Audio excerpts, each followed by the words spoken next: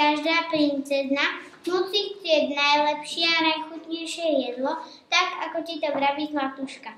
Hádam, nechceš jesť ovsené bločky ako somár.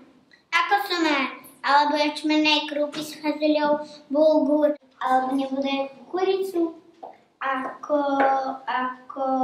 hus. Ako hus.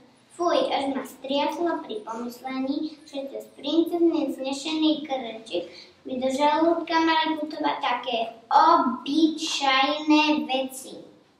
Princezna musí jesť onakvejšie veci. Piť horúcu čokoládu, ochutené sladké limonády s ovocnou príchuťou a každý deň s inou jesť pečenú kačicu a palacinky s kopou šláhačky. A musí všetko ofrflať a poriadne poprianeť služobníctvo, nech si nemyslia, že je s nimi spokojná. To teda nikdy.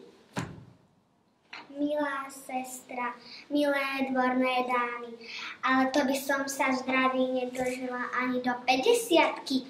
To by som ochorela a to nechcem. Chcem byť zdravá. Zdravie je dar a my si ho musíme vážiť a chrániť. Viete, že pre nás ľudí je najzdravšie piť čistú pramenitú vodu a vyhýbať sa cukru a sladulinkým ovocným príchuťam? Mali by sme jesť ovocie, zeleninu, strukoviny a sem tam mäsko.